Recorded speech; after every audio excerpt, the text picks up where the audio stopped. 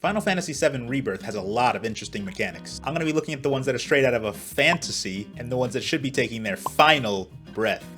Man, I'm good. Some of these mechanics appeared in part 1, but I didn't have a YouTube channel back then, so...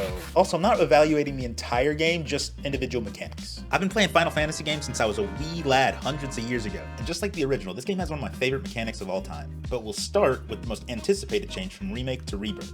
Open zones. Final Fantasy VII Rebirth had a huge challenge on its hands. Part 1 of the series was limited to a very enclosed part of the original game, but Rebirth starts where the original game opens up, so they had to give the players some room for exploration. The Square Enix team chose the open zone concept, so they gave the players the ability to explore unique biomes separated by geographical features like mountains, lakes, and rivers. Each zone has similar tasks to accomplish with unique movement mechanics typically specific to a zone. The concept is perfect for what the game aims to accomplish, and it's brought to life beautifully. Unfortunately, the movement feels unpolished, bringing down the experience of exploration. Overall, I'm sad to say the open zone falls into the mid category for me.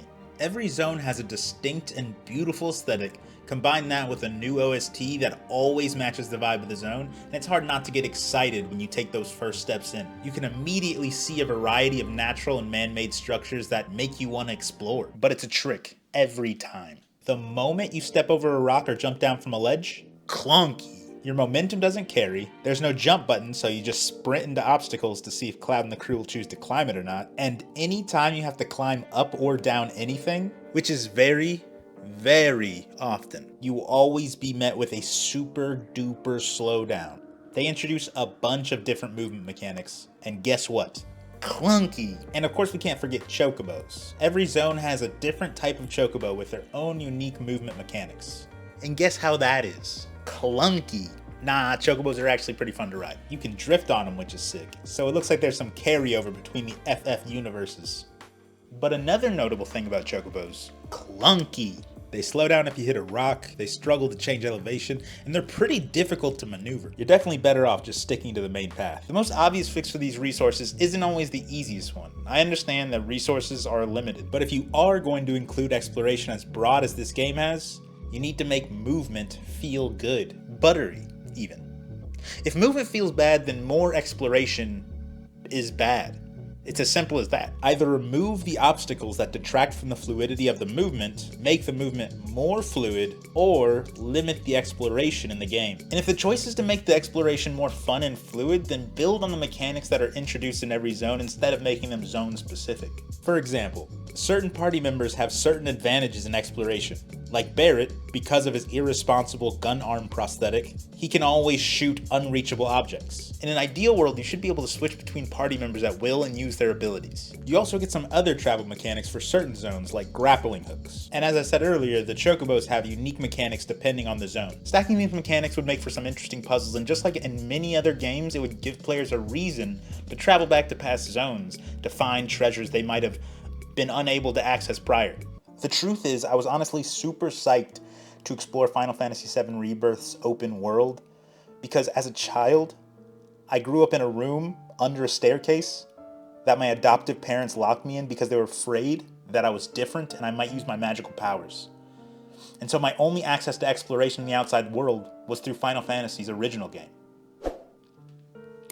Like and subscribe for the tragic backstory and more video game mechanic breakdowns.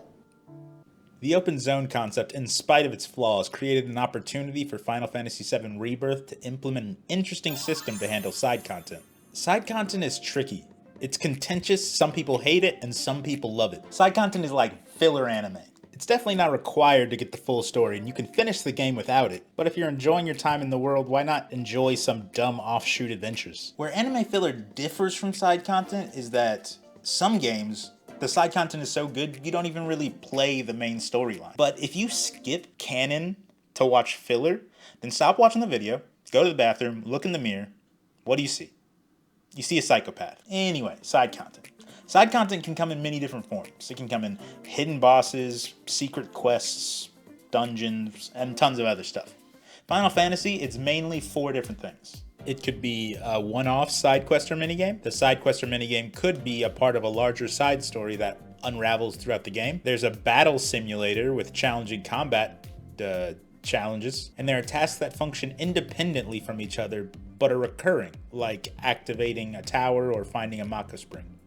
Before I tell you exactly how I feel about the side content in this game, I want to let you in on a little secret. I watch filler.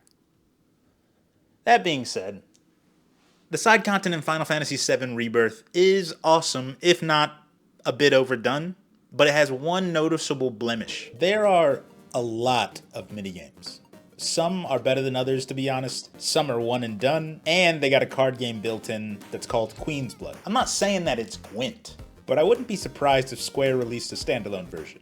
And I'd get it. You'll have to play a lot of the minigames at least once as part of the mainline story, and you can choose to play more until you get the high score, but it's not required. But you know you will, you dirty dog, you. The minigames also serve an additional purpose though. They do a great job of showing you the personalities of the characters outside of world-threatening conflict. So not only are they fun, but they humanize the characters and deepen your connections to them on a more personal level. And if minigames make you empathize with the main characters, then the side quests help you empathize with the side cast. There are only maybe 4 or 5 optional side quests per zone, but each of them introduces you to people living within the zone. It gives you a little bit of perspective in how the events taking place in the world are affecting them, making the world feel alive beyond what's going on in our little group. For the people that want more of a challenge, you have Chadley's Battle Simulator, which offers a variety of battles that could be more challenging than what you'll find in the regular playthrough. There are a bunch of things that come up in every zone, and some of them are cool. There are some unique monsters with unique battle objectives to defeat. You can set up little rest stops that appear all over the game, but there are 3 recurring tasks that need to be banished.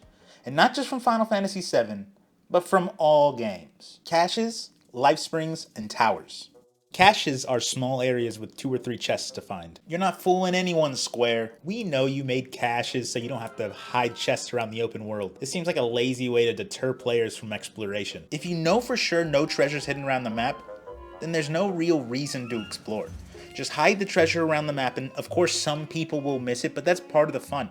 And honestly, finding treasure where other people wouldn't think to look, that's like 70% of my self-esteem as an RPG player. Towers and life springs function very similarly. By going to the location and interacting with them, it reveals other points of interest on the map. The towers feel like an obvious trap for the developers to fall into. Since Assassin's Creed did it, it feels like tower map reveals are super commonplace for exploration. I personally think that towers and open worlds are a little bit played out, but they still accomplish one thing very effectively. The one thing that Final Fantasy seemed to ignore with their tower implementation. At least when you're at the top of a tower in open world, it gives you an unimpeded view of the beautiful landscape that the devs worked so hard on crafting, maybe allowing you to see points of interest and head in that direction.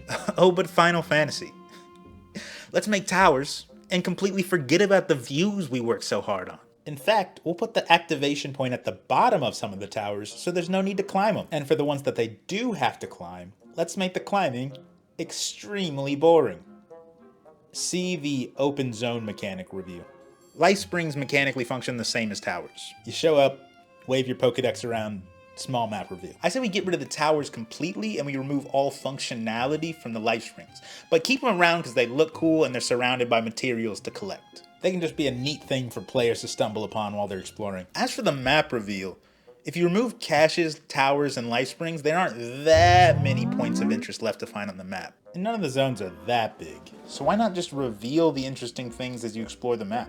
You might have to widen the radius that's uncovered as you explore, but ultimately removing the life springs and towers would remove a lot of the busy work that comes along with doing the side content, and give players more reason to explore. If you love the side content, let me know your favorite minigame or side quest or whatever. And if you hate the side content, you can let me know how wrong I am in the comments. And feel free to double tap the dislike button. The next thing I want to talk about is how Final Fantasy VII Rebirth manages immersion. Games have gotten more advanced and clever in how they handle immersion as the industry has evolved. More technology and techniques meant to decrease the separation between the player and the character. They limit the icons on the HUD, or make the pause menu an in-game object like looking at your watch or in a backpack. Final Fantasy VII Rebirth's version of immersion control comes through the use of an immersive controller, adding animations to every action in the outer world, and having immersive cutscenes in which you don't entirely lose control. While I think that the use of the immersive controller is cool, almost every decision made for immersion's sake ends up hurting the gaming experience, leaving a bad taste in my mouth. Final Fantasy VII Rebirth may want to rethink this decision in the next game in the series. This is so dumb. Before I go on, I want to clarify two things. One, JRPGs often opt for storytelling elements at the expense of gameplay.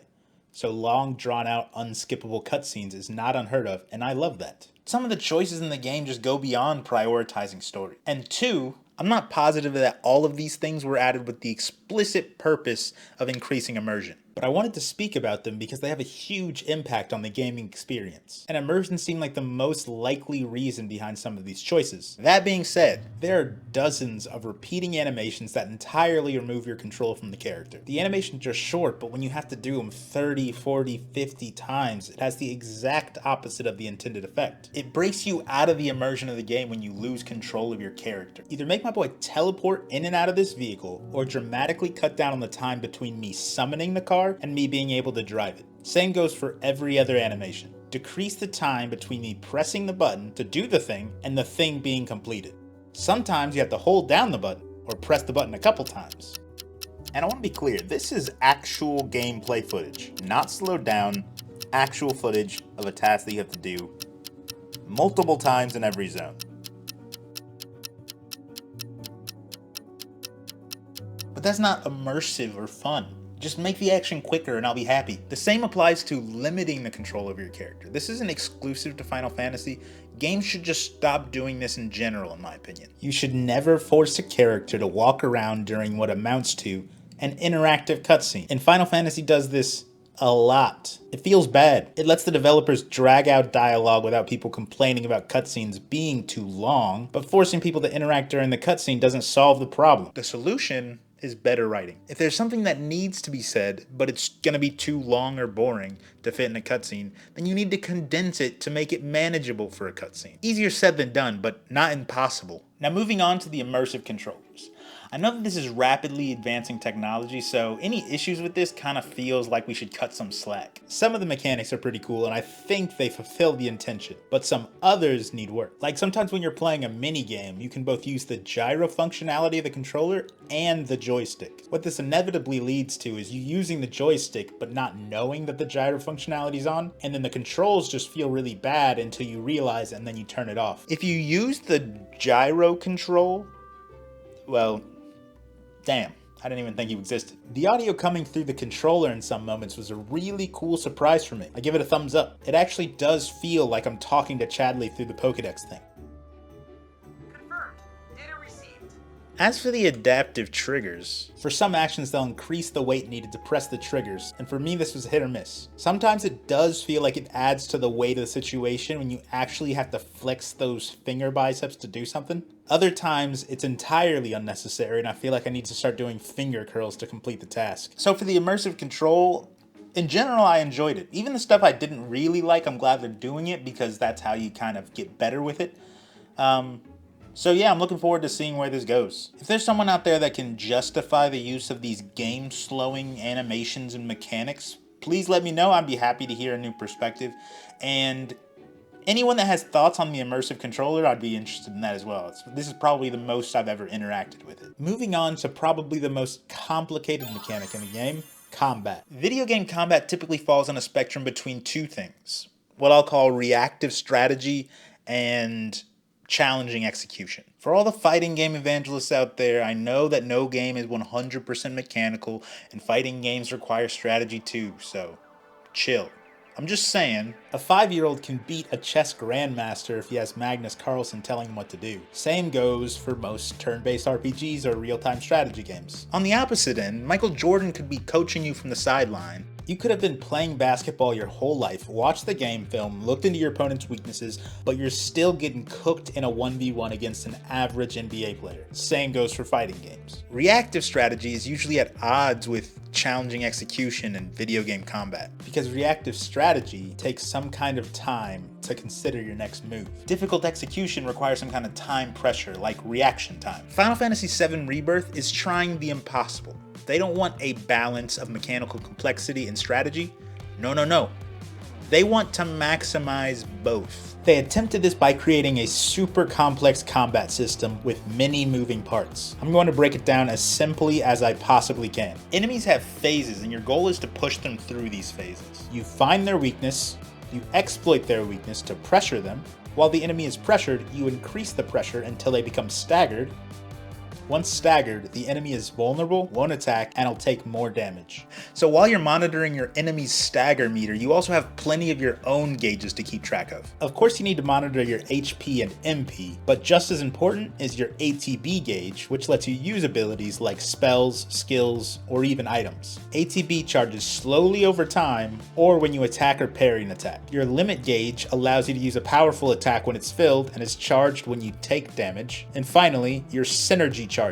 Your character gets synergy charges by using an ATB charge. When you get enough synergy charges on 2 characters, you can use a powerful synergy ability with a combination of those characters. So that's what you manage in battle, but what do you do in battle? All 7 characters have their own movesets and playstyles, but generally, you use basic attacks to build ATB, you dodge and parry to avoid damage, you switch freely between 3 members that you've chosen to take into battle, you can map up to 4 skills to the quick command bar, but you aren't limited to just those 4 skills. Battle can be frozen at any time to select any skill that your characters have access to, given that you have an ATB charge. You can also stop battle anytime to analyze your enemy and expose their weaknesses or different mechanics that they use. Whew, wow, that's a lot. Now I feel like I've just wrote a report on A Brief History of Time by Stephen Hawking, but like a little bit more complicated. The combat has so many elements stacked on top of each other. It can definitely feel intimidating, and honestly, it's probably a little over complex, but by God, they did it. There was a lot of out-of-the-box thinking to make this work, and some of the mechanics work in ways you never expect, but some of the mechanics work exactly as you'd expect. Like giving you 7 characters with unique movesets and playstyles, having a parry and dodge mechanic, and incentivizing aggression through the ATB system. That all raises the mechanical skill ceiling.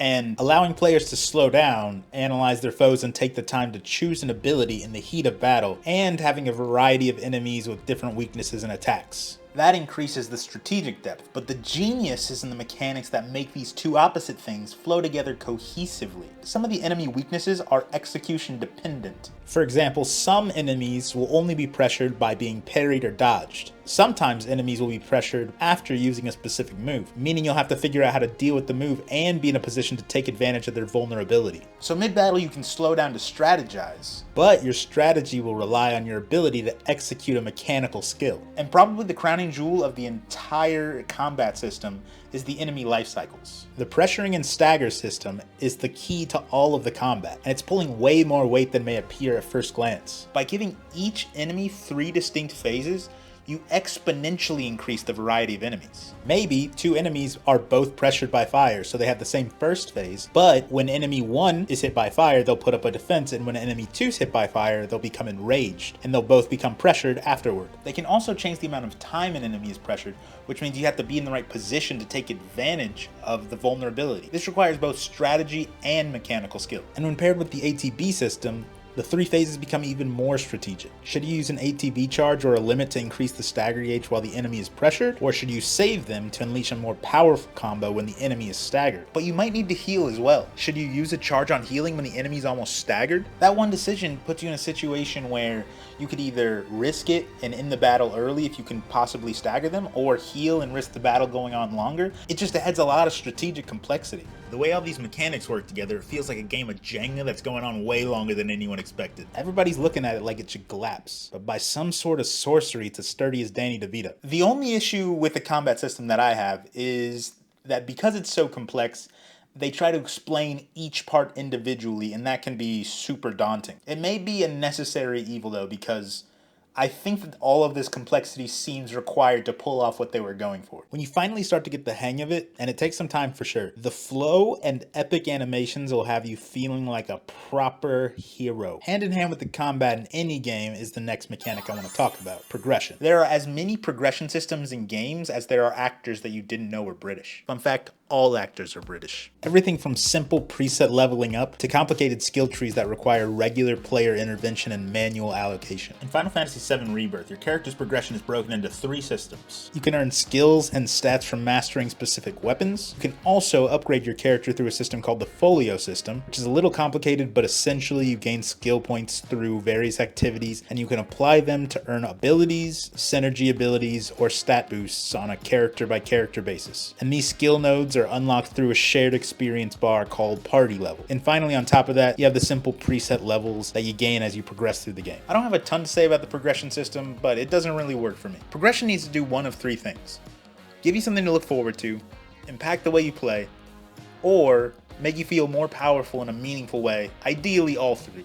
I don't think that the progression systems in this game accomplish any of those, at least not until the end game. I want to acknowledge that it's possible that I played this game entirely wrong, but gaining a level wasn't even noticeable. I really only thought about the folio system up to the point that I could unlock the synergy abilities. Then it felt more like a hassle to have to occasionally go back and make very small stat upgrades to my characters. Like give someone 3 more MP, half of the cost of a cure, or 3% elemental resistance. It also doesn't make much sense narratively to tie individual stats to the party level. The most tangible way I interacted with the progression was in mastering the weapon skills. And that is a good way to make characters play with a variety of weapons and a variety of skills, but that's hardly even progression. It's more like a weapon mechanic. All the characters start out with all of their core mechanics, so no new skill really changes how you play the game. No part of the folio system really stuck out to me as something to look forward to. None of this matters that much because much of the feeling of progression comes through the next mechanic we're going to talk about, but that's not character specific. The question I have for the devs about this system is, if you're going to put the brunt of the feeling of progression on the Materia system, then why confuse the player with a convoluted progression system that doesn't even feel satisfying? Why not just simplify it to weapon skills, basic leveling, and then use the party level to automatically unlock new synergy abilities? After all, the better the party know each other, the more synergy they would have, right? But don't force players to manually slog through the folio system for each character. Now I'll ask you, what did you think about the progression system? Did I miss something, or is the progression system actually forgettable and overcomplicated? Let me know in the comments. As I mentioned earlier, the next mechanic does a lot of the heavy lifting for the feel of progression in the game, even if it doesn't progress the characters individually. Materia. The Materia system is a staple mechanic synonymous with Final Fantasy VII. Materia narratively is a crystallized form of the planet's life force imbued with the ancient's wisdom, giving the user the ability to manipulate nature. Mechanically, Materia functions to customize individual characters' stats or abilities, and they can be attached to armor or weapons. There are 5 types of Materia: Magic, which allows you to cast magic spells; Command, which allows you to use non-magic abilities; Complete, which gives the character a stat buff; Support, which combines the Materia for an additional effect; and Summon, which lets you summon a powerful creature to fight with. Most Materia has levels and can increase its potency after being used in battle repeatedly. So for example, the Fire Magic Materia allows you to cast Fire-a at level 2 and Fire-aga at level 3. Along with the story, the Materia mechanic is probably what catapulted Final Fantasy VII into legendary status, and the devs of the remakes did a great job of keeping the magic of that system intact. Materia is a masterclass in creating a mechanic that seamlessly integrates with and has implications on the narrative. It's not just a system used in combat. No. It's also hugely important to the story and the world, and its inclusion deepens your ability to dive into the narrative through gameplay.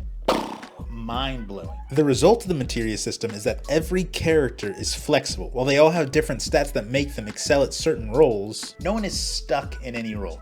And the stat boosts are enough to thrust any character into a different role entirely. You're tired of Aerith dying when she should be healing you? Give the tank, Barret, some HP plus materia, and pair an autocast materia with a cure materia. You can combine the elemental material with an armor to give you resistance to certain elements, or you can combine the magnify materia with a spell to target multiple enemies. The materia system also gives weapons and armor another dimension. Weapons and armor don't just slide based on which has the best stats. You also have to consider how many materia slots it has, so you might opt for a weaker weapon if you can add more materia to it. The system really shines when going against a tough boss, because you can choose from what feels like an unlimited combination of party members and materia. It lets you get really creative in how you approach any situation. And beyond that, the progression of the materia is something you look forward to throughout the game. The ability to cast higher level spells or use more potent versions of abilities gives you a satisfying sense of progression that isn't really offered in the leveling system. Materia feels really unique, well balanced, and narratively relevant, making it one of my favorite mechanics of all time. I would love to hear your opinions on the Materia system. I could possibly just be seeing this through nostalgia glasses and it could actually be really bad. Whether you hate it or love it, let me know. I'd love to hear. As of right now, Final Fantasy VII Remake Part 3 should be coming around late 2027, early 2028. I know that most of these mechanics are probably going to return. I'm hoping that they'll, return new and improved. If you enjoyed this video game mechanic breakdown, don't forget to like and subscribe. I break down the mechanics of Dragon's Dogma 2 in this video here, and even if you haven't played the game, it has some pretty interesting mechanics, so it's worth a watch. I'm Terrence. I'll keep playing games until I find the perfect one. Peace. Love.